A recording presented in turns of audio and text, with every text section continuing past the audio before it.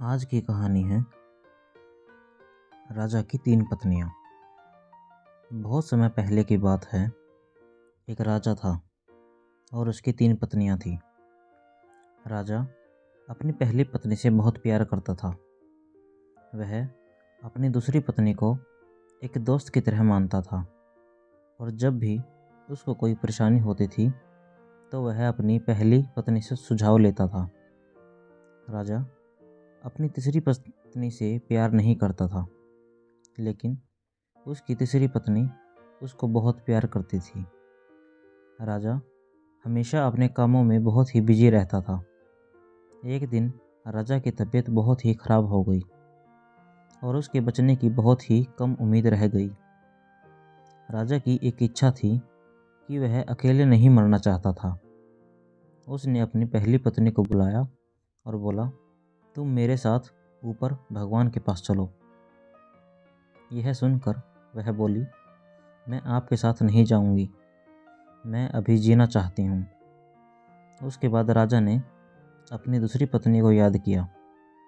जब उसने सुना कि उसके पति उसको अपने साथ ले जाना चाहते हैं तो वह उनसे जाकर बोली, मैं अभी जवान हूँ, मैं आपके साथ नहीं जाऊंगी और आपके मर जाने के बाद मैं दूसरी शादी कर लूँगी। यह सुनकर राजा बहुत ही दुखी हुआ और मन ही मन बहुत उदास हो गया और अपनी तीसरी पत्नी को बुलाया ही नहीं। वह सोच ही रहा था कि उसकी तीसरी पत्नी खुद चलकर आ गई और बोली, मैं आपके साथ चलूँगी। उसकी बात सुनकर राजा बहुत ही खुश हुआ, लेकिन फिर बहुत ही निराश हो गया और बोला, मैंने पूरी ज़िंदगी तुमको प्यार नहीं किया और आज तुमने मेरे साथ चलने का वचन दे दिया है। मैं अपने आप को कभी माफ़ नहीं कर पाऊँगा। ऐसा राजा ने कहा। इस कहानी से हमें यही सीख मिलती है कि प्यार उससे करो जो आपको प्यार करता हो, उससे नहीं जिससे आप करते हो।